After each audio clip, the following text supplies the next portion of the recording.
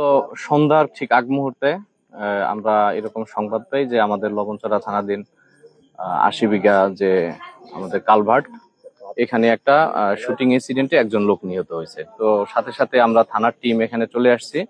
চলে এসে আমরা ওই লাশটা শনাক্ত করা হয়েছে এবং লাশটাকে আপনার আমাদের খুলনা মেডিকেল কলেজ হাসপাতালে প্রেরণ করা হয়েছে মর্গে।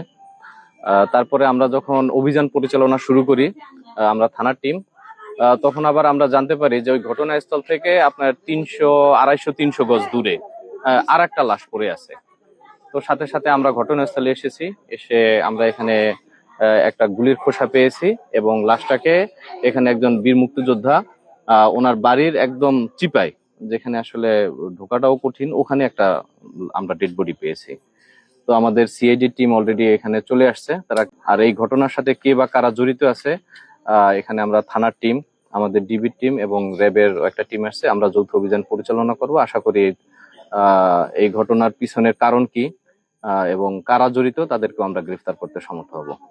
তো কেউ বলতে পারতেছি না, কারণ একটা লাশ পাওয়া গেছে, তার কিছুক্ষণ পরে আর একটা লাশ পাওয়া গেছে। এখন দুইটা ঘটনা কি একই ঘটনা নাকি ভিন্ন ভিন্ন ঘটনা, এটা তদন্ত সাপেক্ষে আপনাদেরকে জানানো হবে।